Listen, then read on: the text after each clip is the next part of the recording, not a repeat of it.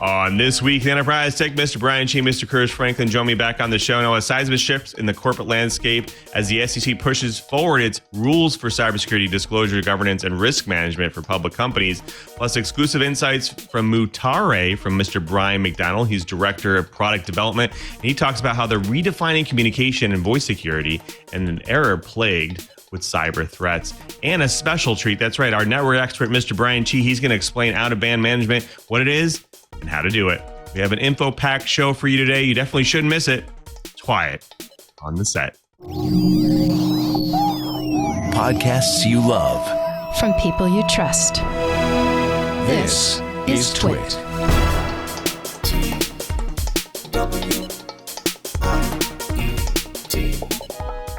This is Quiet This Week in Enterprise Tech, episode 560, recorded September 8th, 2023. Vishing for compliments. This episode of This Week in Enterprise Tech is brought to you by Duo. Protect against breaches with a leading access management suite providing strong multi-layer defenses to only allow legitimate users in. For any organization concerned about being breached and in need of solution fast, Duo quickly enables strong security and improves user productivity. Visit cs.co/twit today for free trial. And by ACI Learning. ACI's newest product, Insights, assists in closing lucrative skill gaps. Visit go.acilearning.com/twit. Twit listeners will receive at least 20% off or as much as 65% off an IT Pro Enterprise Solution Plan. The discount is based on the size of your team, and when you fill out their form, you'll receive a proper quote tailored to your needs. And by Discourse, the online home for your community. Discourse makes it easy to have meaningful conversations and collaborate anytime, anywhere. Visit discourse.org/twit to get 1 month free and all self-serve plans. Welcome to Quiet This Week in Enterprise Tech, the show that is dedicated to you, the enterprise professional, the IT pro, and that geek who just wants to know how this world is connected. I'm your host, Louis Maresca, your guide through the big world of the enterprise. I can't guide you by myself. I need to bring in some professionals, some experts in their field, starting with the very own Mr. Curtis Franklin. He's principal analyst at Omdia, and he is the man who has the pulse of the enterprise, and he is always busy. Curtis, what's keeping you busy this week? Oh, getting reports run, looking at my research schedule for the coming year, preparing some articles. It's just writing, well, with a little analysis thrown in. It's been a good week, a busy week, and I'm looking forward to talking about some of our stuff during the show today, because lots of interesting things going on out there in the wide world of security, some of which will almost have certainly touched a lot of our viewers or listeners if they are live here on the day where we are live, because all Apple environment users have had a big mandatory update pushed out. We just love us some zeros days, don't we? We do indeed. Thanks, Curtis, for being here. Well, speaking of experts, we also have to welcome our Mr. Brian Chee. He's network and gadget guy, all-around tech geek. Sheebert, you're always busy as well. What's keeping you busy this week? I'm just collecting the hardware and making sure everything fits. I'm building a 20 RU rack. Basically, rack equipment racks are not exactly cheap. And when you have a 501c3 charity like the Central Florida Fairgrounds, you try to cut corners when possible without cutting quality. So one of the challenges I have is when the air conditioning is turned off in the Florida sun, the metal-sided, metal-roofed buildings that make up the Central Florida Fairgrounds turn into ovens. And they do a pretty good job of baking our network equipment. So the plan is I'm making a wooden rack from scratch. I think I'm going to be able to keep the cost of the rack under $150 to build. And I'm going to add a filtered blower. It's basically kind of like a bathroom exhaust fan, except it's got a kind of a can-shaped filter, so it's easy to clean, easy to change. And I'm going to force air into the front of the rack in hopes that I can keep my gear from melting and make the network more reliable. And then I'm going to be running a bunch of different fiber optic paths so that if some person decides to go and run around the fairgrounds with the snorkel lift fully extended and rakes down my fiber optics, hopefully they won't take the entire network down. So that's going to be interesting. In fact, one of the things I'm doing is going to be talked about in place of the blips today. And I'm going to talk about out-of-band management and how that played a giant part for the interop net and how we actually managed to get the interop net back up and running within 10 minutes after the slammer worm hit. So ought to be interesting. Thank you, Cheeber. Yeah, I'm glad you mentioned that because I'm actually glad that Curtis actually mentioned security as well, because we have a lot to talk about in both places today. Today we're discussing the seismic shift in the corporate landscape as the SEC actually pushes forward its rules for cybersecurity discourse and disclosure, as well as governance and risk management for public companies. But the question is, how will this reshape the market, and what does it mean for the actual future of corporate governance? We'll definitely talk about it and get into it. Plus, we'll delve deep with Mr. Brian McDonald, Director of Product Development for Mutare, a company that's actually at the cutting edge of voice security and digital transformation. And I want to find out how they're redefining communication security in the era that's actually plagued with a lot of cyber threats. We'll have some exclusive insights and some expert analysis later in the show. But first, like Brian mentioned, this week we're going to start with a special treat. We get a little bit of network expertise from Mr. Brian Chee. He's going to help us assess and how people manage devices and infrastructure remotely, and actually how they separate their production environment from their major networks, as well as how tough that is. Right, Brian? How are organizations doing that? So the general concept that I'm talking about is called out of band management, or OOBI, OOBI.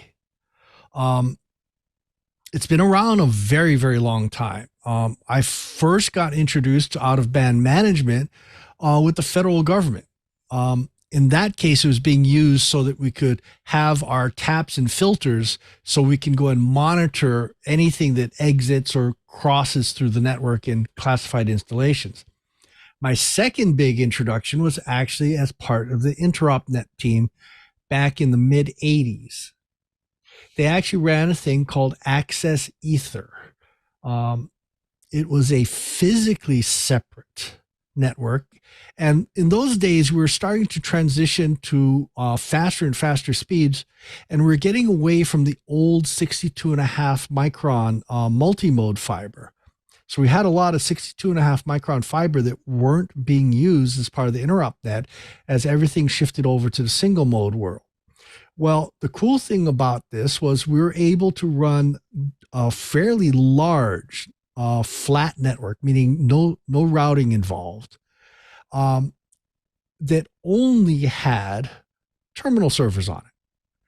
And so we use different things. I'm actually going to hold this one up. This one's one of my favorites. This is from a company called OpenGear. This one's a little interesting. This one has a LTE modem built in. And I've been using those in remote locations where if our microwave goes down, the microwave link, I would fail over to the LTE link so they can always get access, so I could go and restart things and so forth. OpenGear was actually a sponsor for the Aloha Cabled Observatory and was one of the pieces of equipment that got shredded when our glass camera dome let go recently and imploded 3 miles down. So obviously I'm going to have to put something else there. So the idea is it has a whole series of RJ45s and it allows me to go and put little dongles on them. So here, let's show one. This is a typical dongle. This one happens to be a no modem so that I can run it straight into a typical piece of gear. And by just changing out the dongles, I can have it either pretend it's a modem or pretend it's a PC, change between gender and so forth, so that I can hook it up to lots of different types of equipment.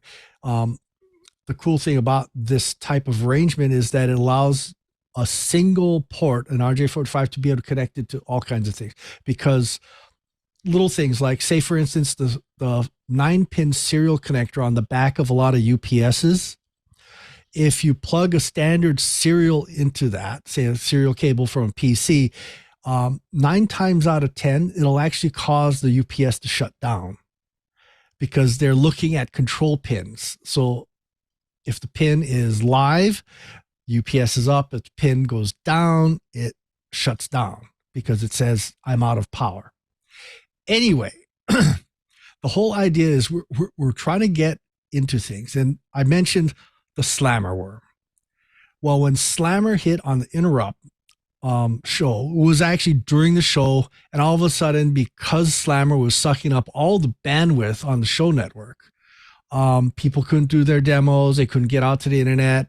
You could actually almost hear it as it went through the show floor, all those yells and screams. Because we had so much gear that was sitting there, we were able to go and characterize Slammer very, very quickly, and in under 10 minutes still get in. So here's something a lot of people don't know. That serial console port on the front of your Ethernet switches and your routers, because it's serial, it uses a hardware interrupt on the CPU of the switch.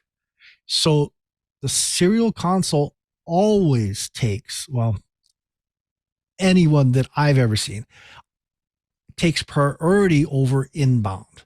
So if you're trying to telnet in or SSH in or web into a typical switch and you've got a denial of service attack going against you, there's a really good chance your switch is going to just sit there and act dumb because it's desperately trying to keep up.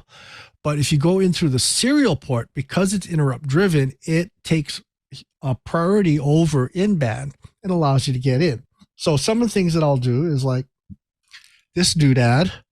This is called an air console. Happens to be fairly heavy because there's a significant battery in there. I can either go in wired Ethernet or Wi-Fi. It can actually become its own Wi-Fi access point, so it's standalone. And so I can plug this in and say in a telco closet, and say, for instance, the telco closet just happens to be on a manufacturing floor and it's really, really loud. Say it's right next to a machine tool. So for safety's sake, I would rather not sit right next to it. So I can plug it in and wander off someplace else, work on it in a safer location where I don't have to wear earmuffs and keep going. Now, that's cool, but this is a device that has kind of fallen out of favor. More and more switches and routers aren't using serial ports. They're using USB ports, which is all well and good. But this guy has an RJ45 on it, and I could actually plug it right into the RJ45 on a switch or a router. The setup for Cisco pinouts. And on the back of this guy, it's got a 9-volt transistor battery plug so that it could stay bonded or paired to my PC with Bluetooth. And I can move it around from switch to switch to switch and do the initial configs.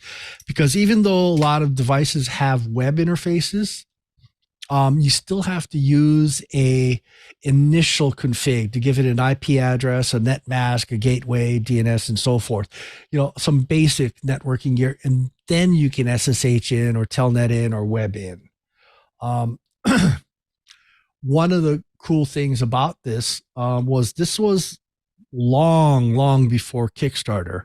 A gentleman that actually lives in Florida, actually not far from here. I can't remember his name now. Anyway, I did an article on these types of Bluetooth serial dongles for InfoWorld magazine a long time ago.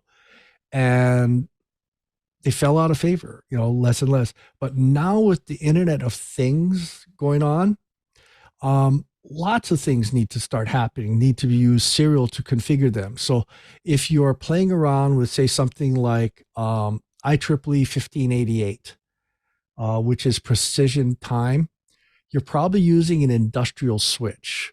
Those industrial switches normally must be configured through a serial interface. So I'm predicting that as time goes on and IoT gets more and more popular, we're going to start seeing it more and more. We'll probably start seeing the need for these things again. And so this comes as a thank you from one of our viewers. They're starting to ask me questions about this, and there are still Bluetooth serial dongles being made. They're just more expensive. My favorite from Blue Console, this guy here, wasn't very expensive. I think it was like $65. The newer ones are quite a bit more expensive, closer into 200 range. But Bluetooth serial dongles, I predict, are going to start coming back. That happens to be my second favorite one. Unfortunately, Grid Connect dropped their Firefly version, which used 2 AAA batteries, which is a great thing. I was, when you have it and you don't have to keep restarting the Bluetooth, you can move from rack to rack to rack to do initial configs or reconfigs. So in the case of, like, for instance, interop, we were able to get in, put in the ACL rules and defeat Slammer, get bandwidth back so we could go upstream into the routers from our ISP and then start going backwards and putting in more and more ACLs until the interop net was fully functional. So out-of-band management is one of those interesting unsung heroes of the network that allows you to do all kinds of different things and still get access to your gear even during a denial of service attack. Anyway, end rant. Thank you, Cheever. That was fantastic. And these little devices, are they affordable? Like, when you're starting to build out your network, how affordable are they? Okay, so right now the Air Connect is probably one of the more popular ones. You can get an Air Console or Air Connect for under $200.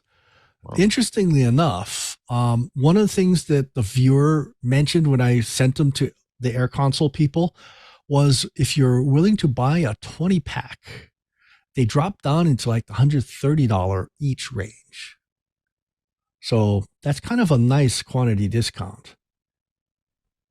Very nice. Very nice. Cool. Anything else, Curtis? Do you have anything for out-of-band management?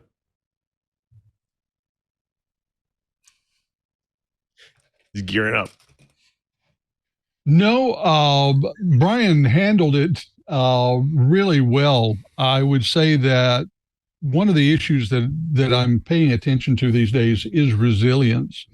Yeah. And the thing that Brian brings up about out-of-band management being a key ingredient in resilience in the face of unexpected activity against the network is very true. The nice thing is that out-of-band management allows a separately controllable way to work with your infrastructure. And there is rarely a time when a separate path to control is a bad thing. So, Brian has some great instances in which this turned out to be true. But for me, this out-of-band management falls into the category of best practice for a resilient organization. Thank you, guys. This has been really good primer and a good information for some people. I'm sure that we'll get some questions about us. Thank you, Cheever, for doing that. Appreciate it.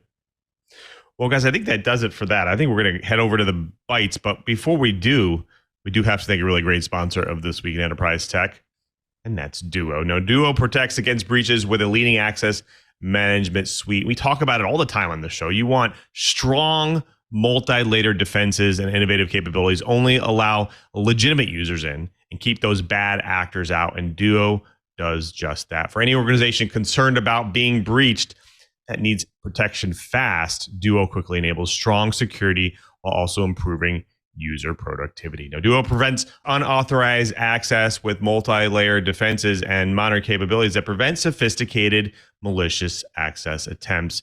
It also increases authentication requirements in real time when risks actually arise. Plus, Duo enables high productivity by only requiring authentication when needed. And it's enabling swift and easy and secure access for your users. And that's really what you want. You want to get that whole thing out of the way so users can be productive. Duo provides an all-in-one solution for strong MFA, passwordless, single sign-on, and trusted endpoint verification. Plus, it helps you implement zero trust principles by verifying users and their devices. It's a great solution. Definitely sign and try it today. Start your free trial and sign up today at cs.co/twit. That's cs.co/twit.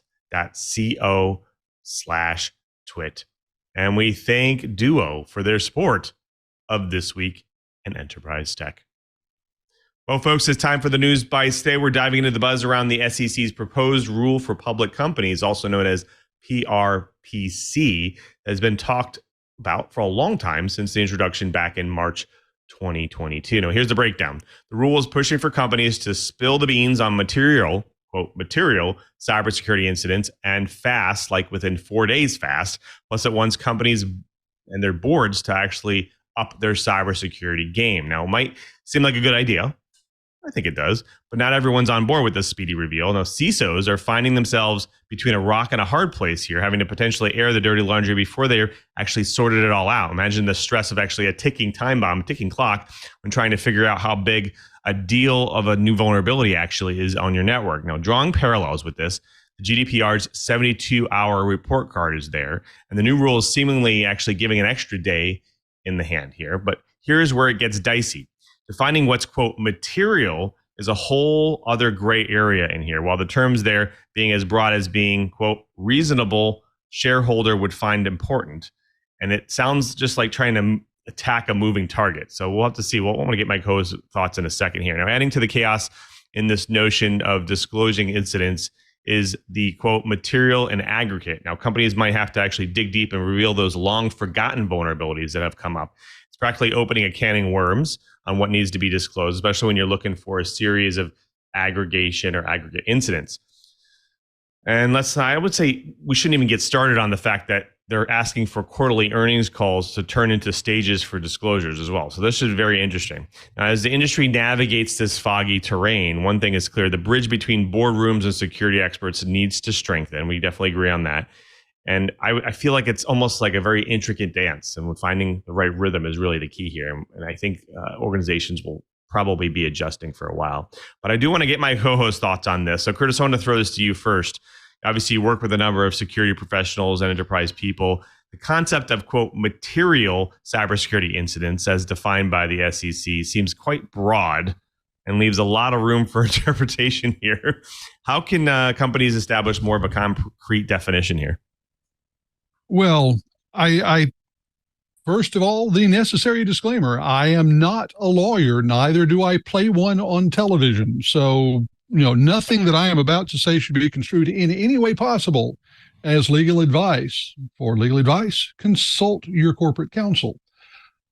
With that as prelude, I think that in most cases, material incident is going to be an incident that has an impact on a business unit outside of the IT department.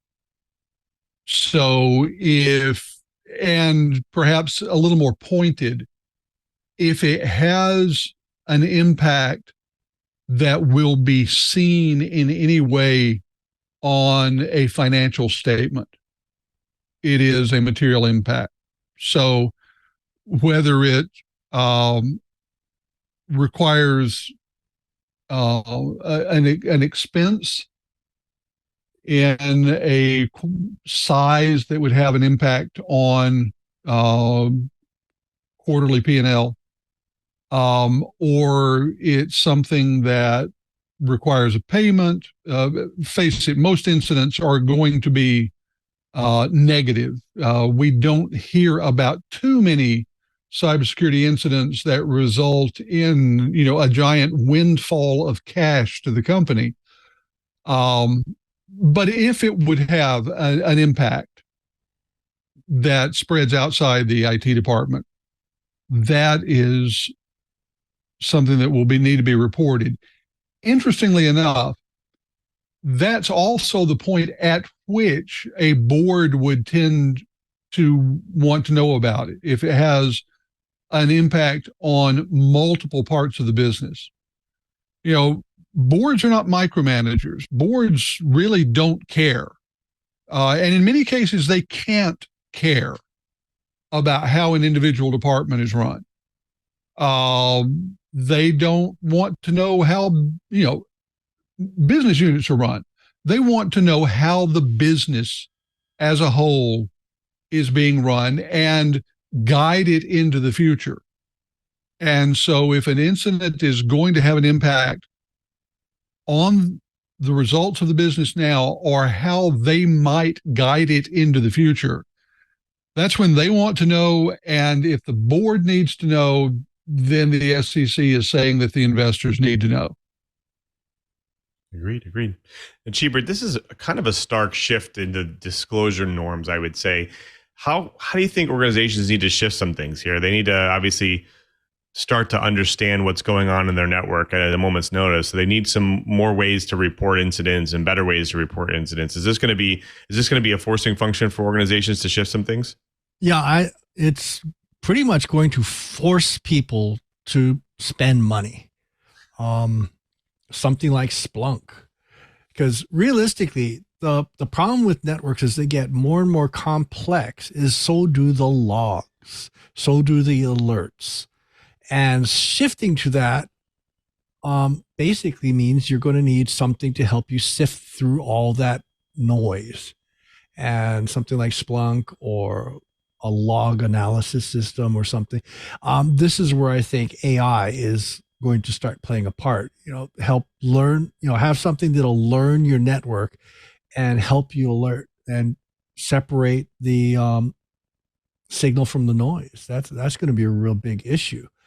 And I'm sorry, this is one of those things. The SEC is almost demanding that corporations or organizations across the board have to go and make fairly large investments just to be able to meet this timeline. And that's going to be really tough, especially as the logging goes up as we move to the cloud, because you've got more traffic crossing your network and crossing the boundaries of your network. So I'm hoping the SEC also comes up and works with the Congress critters to provide some tax breaks to help pay for all this.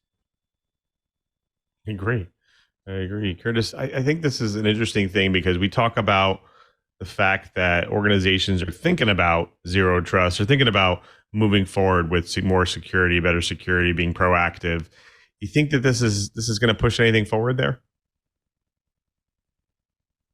I think what we are beginning to see is a number of different regulatory and governmental organizations requiring companies to not just follow best practices, but to demonstrate that they are following best practices. And so I think that what we're beginning to see in the past, to this point, on executive boards, you want the executive boards to be made up of people who are smart and know about business and, things like that.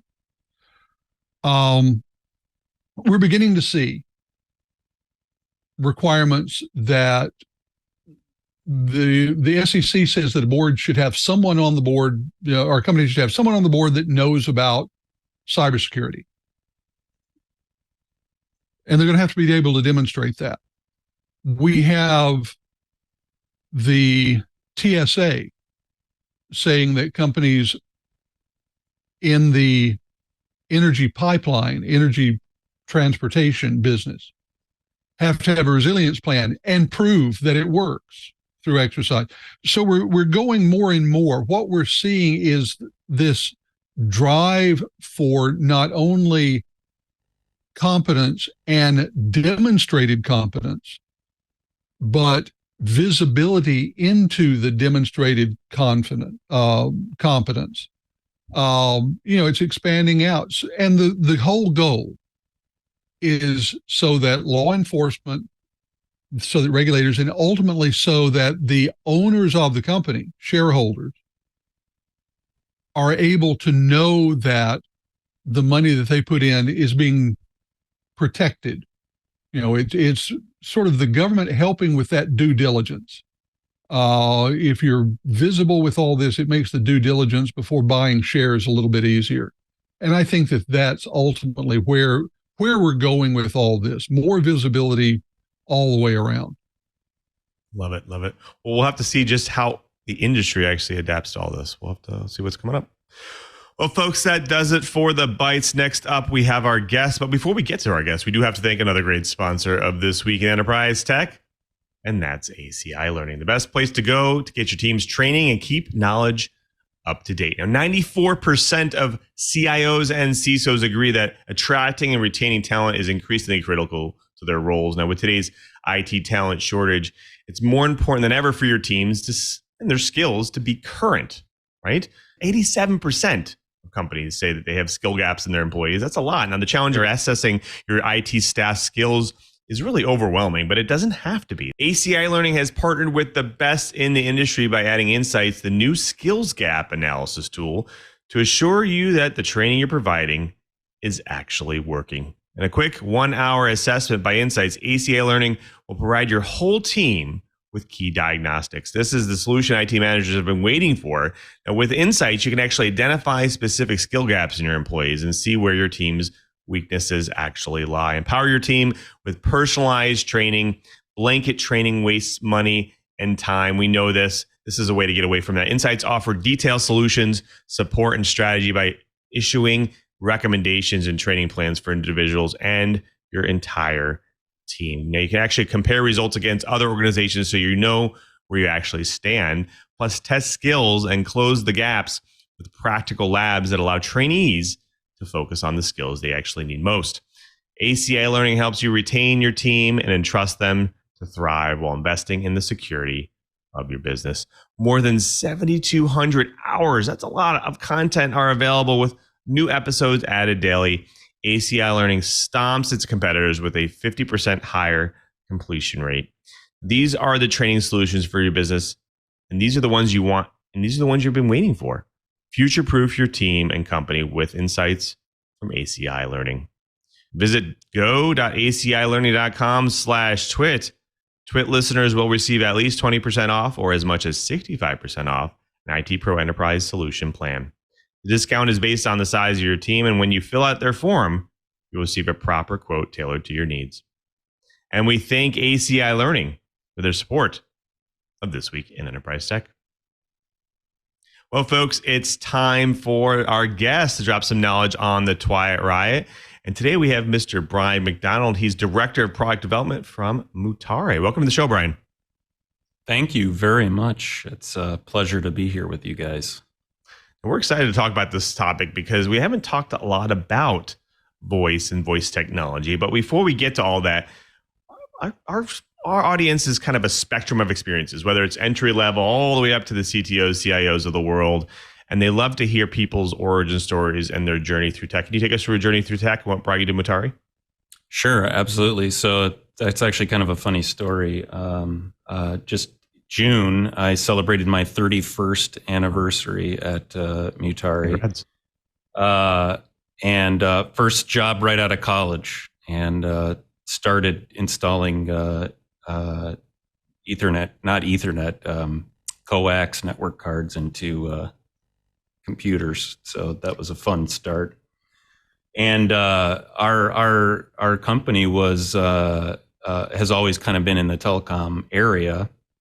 We originally cut our teeth writing bespoke IVR applications for customers on a couple different platforms, but mostly on voicemail platforms. And so we wrote one of the original fax on demand applications, one of the original messaging applications, and things like that.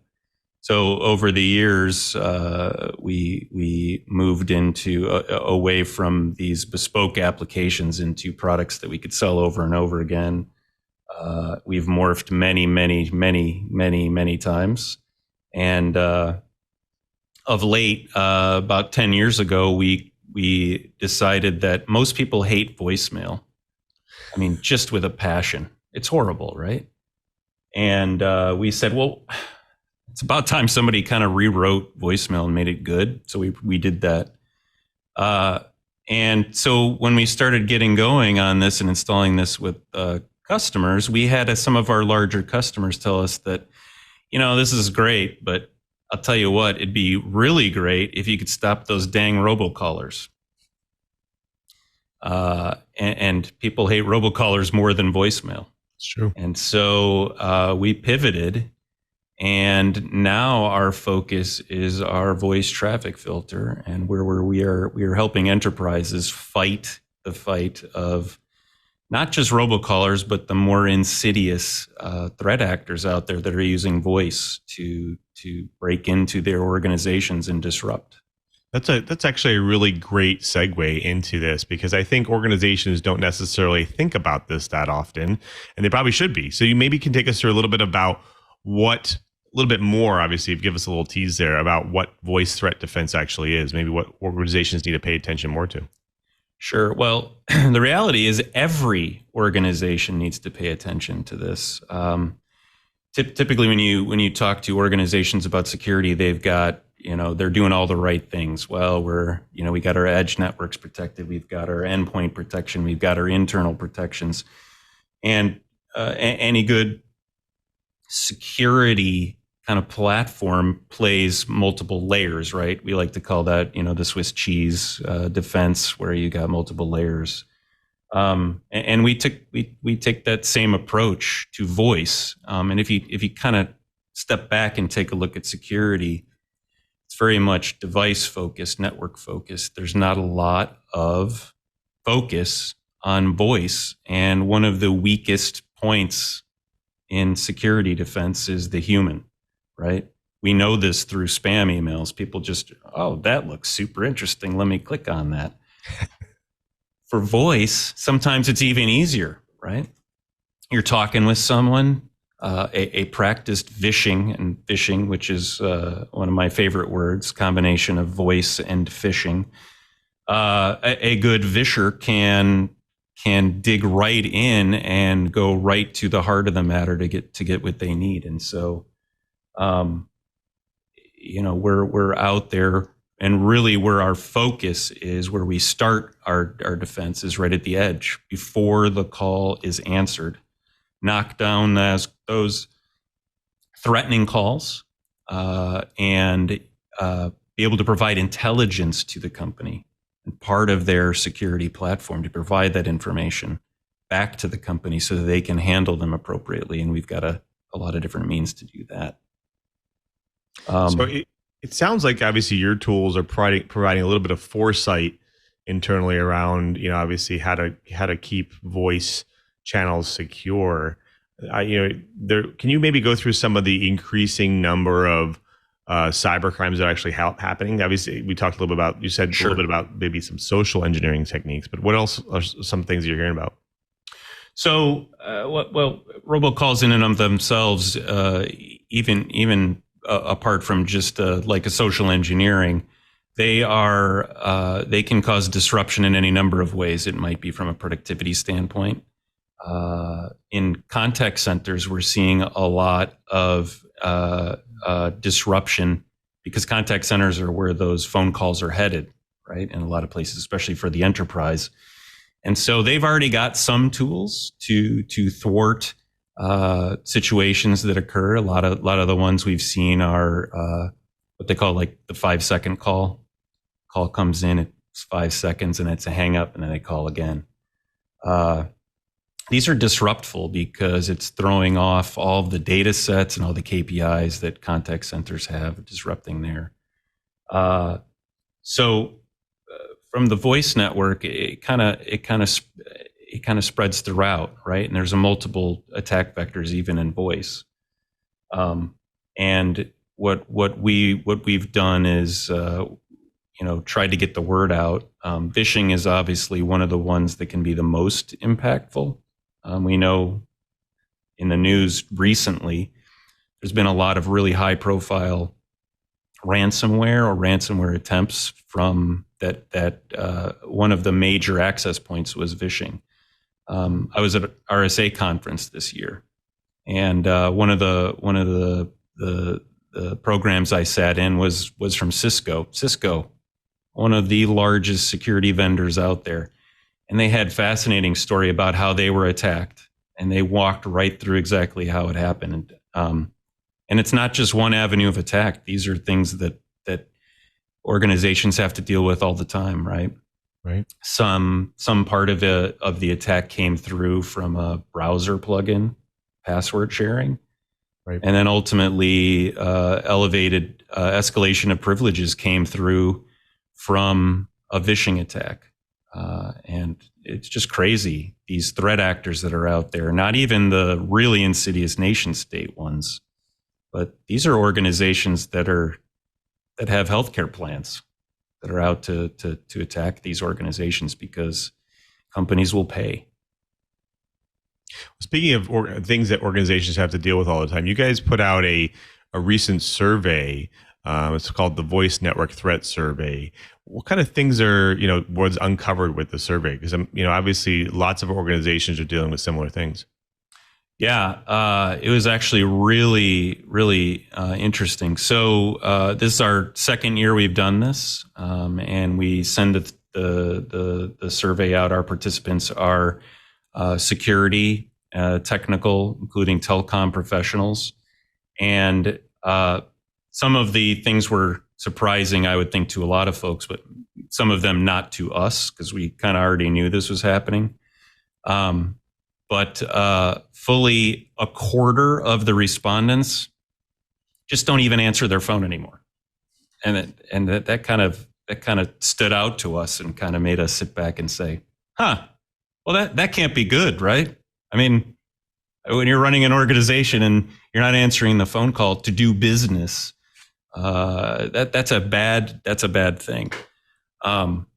And some of the other pieces of information we had was that it's finally becoming clear. 85% of our respondents agree that voice needs to be elevated into the security platform as a legitimate and something to look out for in terms of a threat vector. And 90% think that at least the voice, the data about the voice network should be part of the security platform, part of the telemetry. And it's funny because Brian, you were very earlier talking about how logs, sys logging, and all of this information for all kinds of activities on the network, all kinds of activities throughout the organization need to be logged and analyzed. And frankly, logged, you're right, is not enough. And that's where some really cool AI comes in. And typically for a mature security organization, they're gathering all this information. We call aggregation into SIEMs, SIEM. These are systems that can log all of this information. And usually then that information is then sent out to one or more XDR systems, which is the new hotness for security. And that's where AI can come in and start doing some correlation, right? There's a lot of things going on right now in the XDR world for correlations between email spam, which has been out forever, and then other activities. So if your C-suite is starting to get a lot of spam and you can correlate phone calls from might be what unwanted callers or malicious suspicious callers, and you can correlate that information, that's super helpful to your security teams. You might be able to prevent or thwart or get an idea of some of the attacks going on in your organization. I do want to ask a little bit more about AI, even from the attack vector. In fact, Tech Dino in our chat room has asked about it. But before we get to that, and of course, I want to bring my co-host back in. But before we get to them, I do want to thank another great sponsor of This Week in Enterprise Tech, and that's Discourse, the online home for your community now. For over a decade, Discourse has made it their mission to make the internet a better place for online communities by harnessing the power of discussion, real-time chat, and AI. Discourse makes it easy to have meaningful conversations and collaborate with your community anytime, anywhere. Would you like to create a community? Well, visit discourse.org/twit to get 1 month free on all self-serve plans. Trusted by some of the largest companies in the world, Discourse is open source and empowers more than 20,000 online communities. Whether you're just starting out or want to take your community to that next level, there's a plan for you, whether it's a basic plan for a private invite-only community, a standard plan if you want unlimited members and a public presence, a business plan for active customer support communities. John Bulava, he's developer advocacy lead at Twitch, says, Discourse is the most amazing thing we've ever used. We've never experienced software so reliable, ever. One of the biggest advantages to creating your own community with Discourse is that you own your own data. You get to own it, keep it. You will always have access to all of your conversation history, and Discourse will never sell your data to advertisers. Discourse gives you everything you need in one place. Make Discourse the online home for your community. Visit discourse.org/twit to get 1 month free on all self-serve plans. That's discourse.org/twit. And we thank Discourse for their support of This Week in Enterprise Tech. Well, folks, we'll be talking with Brian McDonald. He's actually Director of Product Management and Development, Product Development at Mutare. And we've been talking about voice threat defense. We've been talking a little bit about AI, but I do want to bring my co-hosts in because I'm sure that they've got some questions, especially Mr. Brian Chee. Cheebert?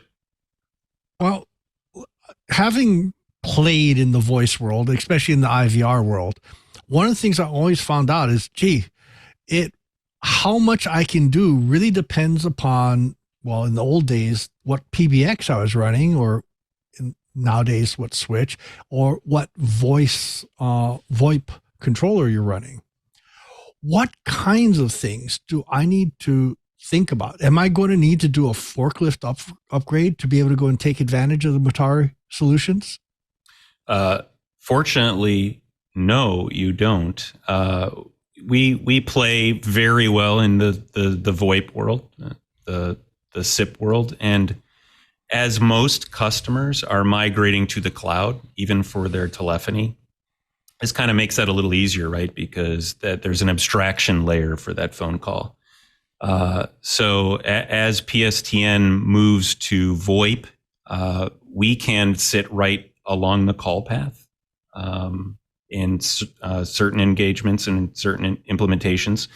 In others, because we've got a full API stack on the back end, we can fit in anywhere. So if this is a contact center where you've got a cloud contact center or a cloud unified communication system, typically there are engagement points where we can connect up. So it's usually fairly trivial to get started, at least looking at some of your call data and go from there. Okay, let's take this a little further. What kinds of things? What's my homework? What should I need to do? What kind of inventory should I be doing in my organization if we want to be able to go and use this kind of gear? Great question. So first thing you're going to want to do is take inventory, and they talk about that in security a lot. First thing you need to do is get a lay of the land. Where are you taking phone calls? Where are you making phone calls within your organization and then without? So as soon as you step out of your infrastructure, out into the public telephone network, whether that's the old school hard line or VoIP, you're going to need to find out where that is and where those integration points are. You're going to want to talk to your carrier, see how you're connected there. And you might have multiple carriers. And you might have carriers that you don't think you have. So a lot of organizations, especially larger ones, have multiple places where phone calls take place. This is a phone call we're on right now on this conversation we're having here. So this is actually part of the phone network in some respects. So finding all of those points is your first step. And once you've got that, and you figure out, hey, how we can integrate and how can we analyze and troubleshoot and integrate into these software solutions such as Mutare's to try to get some intelligence on your traffic patterns and to stop the bad guys. Well, I'm going to come in and sort of build off of what you just said there, looking at the whole visibility question, because I know that when it comes to cloud services, when it comes to network endpoints, all sorts of things, we know that most CIOs, most CISOs don't have a solid idea of what's on their network. You know, there's lots of services, of products, of technologies running around on their networks that they don't know about. How big a problem is that for most enterprises when it comes to voice? I mean, do they really have no clue about what's going on in the voice world? So it's not to say all companies are bad at this, but it's not top of mind. Voice is not top of mind. And so they're looking at the strict, well, we've got a network connection or where we've got a VPN connected. That's probably enough.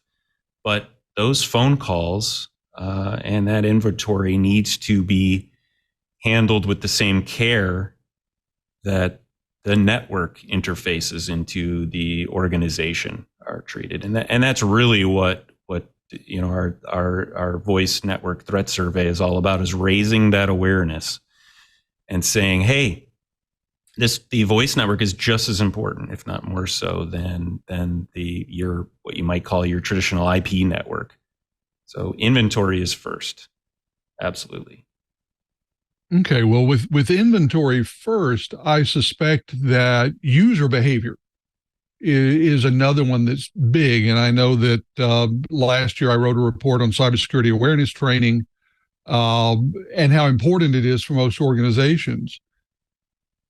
How important is it to train your employees to deal with the threat of vishing and smishing? Can you talk about that and maybe define that vishing and smishing a little bit more, you know, as you're talking about why it's important or not to train users on them? Absolutely. Training is extremely important. And it should be 100% part of your existing training program. Most organizations should already be doing a security training program. And voice should be another part of it, because this is where the human element comes into play. And so just like we train our users to look out for spam emails, to make sure you are watching what you're doing on the web, your mobile device, whether it's a BYO or it's provided by the company or even managed by the company, watching what you're doing and where you're taking it. Your conversations that you're having in email need to be scanned. They're already being scanned and monitored, but phone call conversations are quite different, right? They're not elevated to that. And so training exercises about, if someone calls you and says that they know you, or even hints that they're with your organization, they may not be. That call might be spoofed. You might have someone trying to either be your friend, which is one of the avenues, or they might try to be a threat to you. And they might say, well, you know, this is IT. Your system has been compromised. You're going to need to give us access to your system so that we can fix it. And the employees need to be trained to always verify, always check these types of situations. And even that's not enough. And that's why we have tools for security and threat prevention. One of the things that I'm fascinated by, you talk about employees who just have stopped answering their phones. And I will admit, there is a degree to which I've done that. I know, for example, if something comes in from my native area code, that's not in my contact list, it's going to go straight to voicemail. My native area code is one where there aren't any large cities. So the idea that a major bank is going to be headquartered there isn't realistic. But that's irritating, both for me and for the legitimate people who call. So is technology like yours or any technology that's on the horizon sufficient in and of itself to allow us to regain trust in telephony, or is it going to require some sort of multi-threaded response in order to deal with the combination of threats and annoyances that have reduced the value? That's a great question. I think anybody who's worth their salt in security would tell you there's no one answer. I joke again about the Swiss cheese method for security, and you have to apply layers. It has to be layer upon layer upon layer upon layer of protection. Excellent training can help. Technology can help. All that together might put a little bit of trust back into the phone network, but boy, you talk to anybody about how they treat phone calls coming in, and most people these days, if they're truthful, will say, I'm always thinking, do I really want to answer this call? I might not know who this is.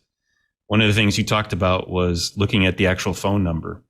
So neighbor spoofing is one of the more popular attack methods for consumers, and frankly, even for businesses, right? And so what that is the number might be spoofed to be a number, or might be purchased by a company who's trying to spam you, and that might be a legitimate number that they purchased in your area code NPA NXX, and might be calling you because this might be a neighbor, or I just took my dog to the vet and I'm waiting for a call back. Is this their number? I don't really remember.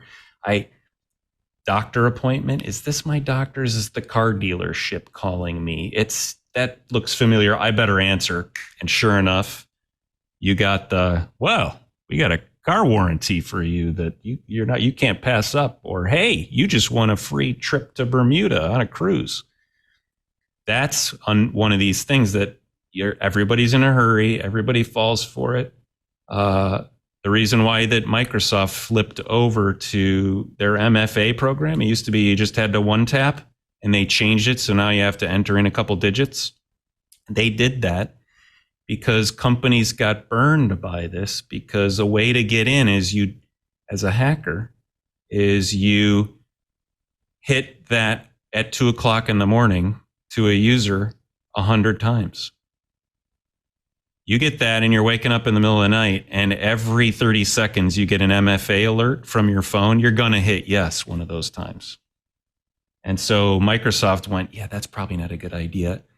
And they recently changed it. So now you got to enter in a couple digits into the portal that you're logging into. So technology isn't fixing that. Training isn't fixing that. All of this together is helping and getting trust back. And then that's where I think we're headed. It's a lot of everything, a lot of little things contributing. It's a lot of some super information, super interesting information. Thank you, Brian, so much for being here. Unfortunately, time flies when you're having fun. You have some good conversations. So since we're running a little bit low on time, you want to tell folks at home where they can learn more about Mutare, maybe some upcoming stuff? Absolutely. You can find us at mutare.com. That's mutare.com. Just hit the website. If you're an organization who wants to learn more about this, we've got more data on there than you can shake a stick at. And also, we are offering free proof of concept installations for customers for 30 days. So contact us about that. Fantastic. Thanks again, Brian, for being here. Appreciate it. Well, folks, you've done it again. You sat through another Out of the Best Dang Enterprise and IT podcast in the universe. So definitely tune your podcatcher to Twi. I want to thank everyone who makes this show possible, especially to my wonderful co-host, starting with our own Mr. Brian Chee. Mr. Brian Chee, what's going on for you this week? Where can people find you and all your work? Well, I'm still on Twitter. I guess it's now called X. Doesn't roll off the tongue the same. Sorry. Anyway, I am ADVNETLAB, Advanced Net Lab on Twitter. And you're also welcome to throw email at me. I'm Cheebert, spelled CHEEBERT at twit.tv. You're also welcome to throw email at twit@twit.tv, and that'll hit all the hosts. And one of the things I'm going to be doing this week is I'm trying to track down the gentleman that made the blue console, this little serial Bluetooth serial dongle. He lives in Orlando. So I'm going to try and see if I can convince him to do a limited license on the design and software so that I can go and build some more for my friends and colleagues. Very cool. Very cool. Good luck with that. I want to hear about that if you do. Thanks, Cheebert. Well, folks, we also have to thank Mr. Brian Chee and Mr. Curtis Franklin. Curtis, thanks so much for being here. Can you maybe give us a tease of what's coming for you in the coming week? Well, let's see. What sort of things am I doing? I'm this coming week, I'm going to be talking to a group of future executive board members. It was interesting to have the conversation we did earlier in this particular episode. I'm going to be talking to a cohort going through training in a group that is sponsored by and allied with, somehow connected to NASDAQ. And it's a good group of folks. So I'm looking forward to that. I'm going to be doing things around insurance, cyber insurance. Got a report coming out that should be live sometime in the next few days. Got several things I'm writing that'll be out on both dark reading and on omdia.com. And a lot of the things I'm doing on Omdia, I'm making available to the general public. You know, usually you have to have your company write what is frankly a fairly big check to Omdia in order to subscribe to our work. But I think in the world of enterprise security management, there's a lot out there that generally needs to be talked about. And so I'm trying to encourage that, taking a lot of the things I write and making them available for everyone. And so I hope people will check that out. I point to all that on my social media. I'm on X, KG4GWA. I'm on Mastodon, KG4GWA.mastodon.sdf.org or something like that. I'm getting, it's one of those things.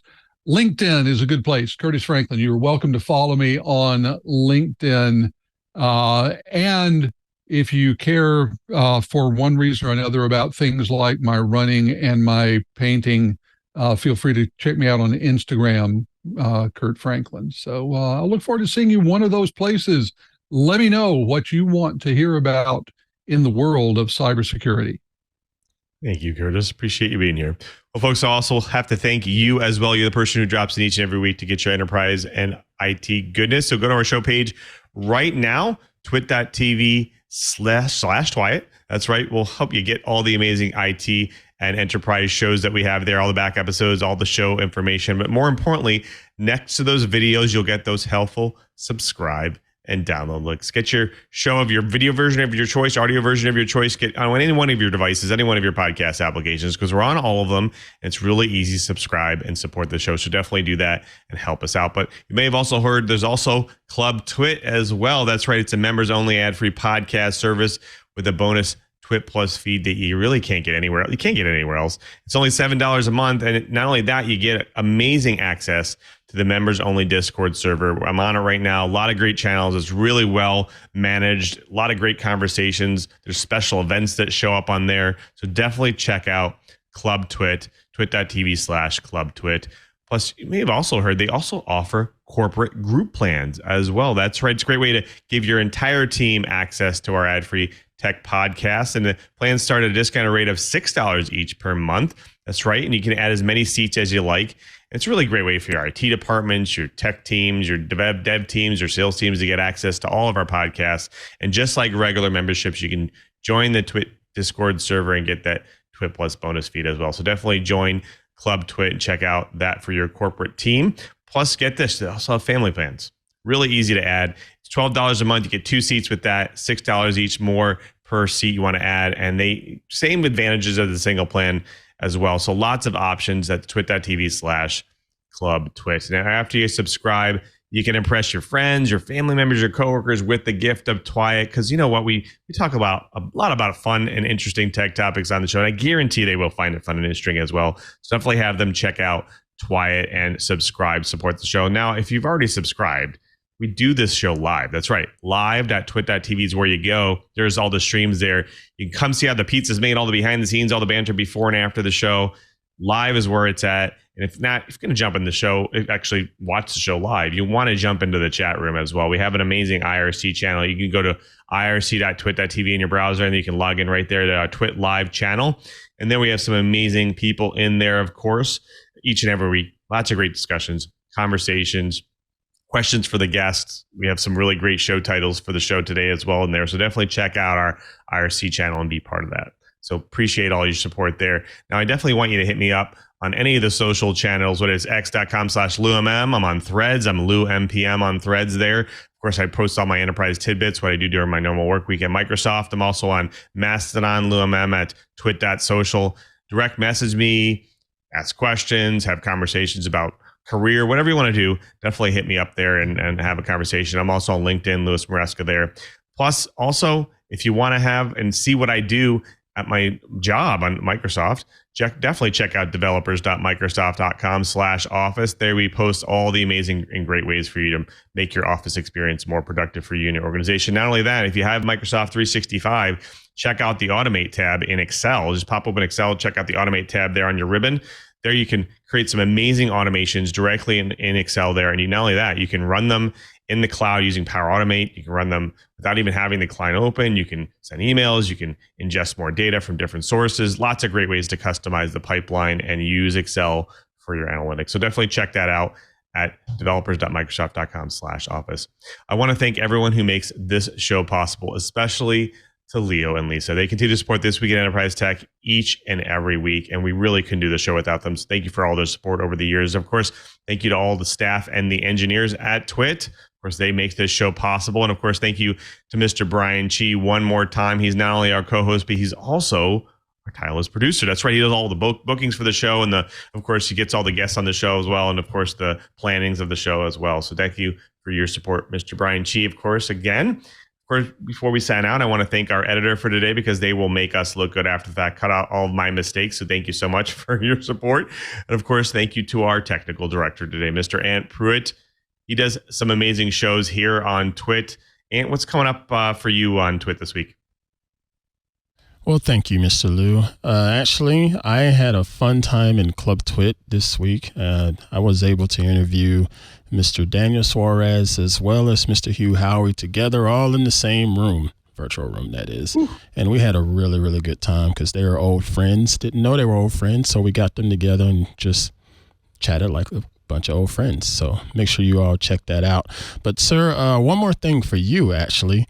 Word on the street is today, at the time of recording, is Star Trek Day. Does that mean anything to you? Oh, gosh, you such a nerd. Well, since it is we got them lined up. We got nine movies to watch today. Oh, my gosh. Well, since it is Star Trek Day at the time of this recording, I'd like to recommend you check out our space podcast, This Week in Space, with Mr. Rod Powell and Tarek Malik. Their episode that's going to be releasing right now, they talk a little bit about Star Trek Day and a bunch of other interesting things. So check them out, twit.tv/TWIS. And until next time, I'm Louis Maresca, just reminding you, if you want to know what's going on in the enterprise, just keep quiet.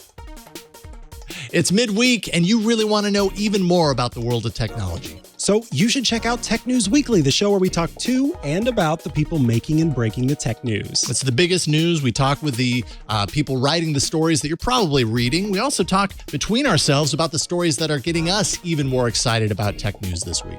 So if you're excited, well, then join us. Head to twit.tv/TNW to subscribe.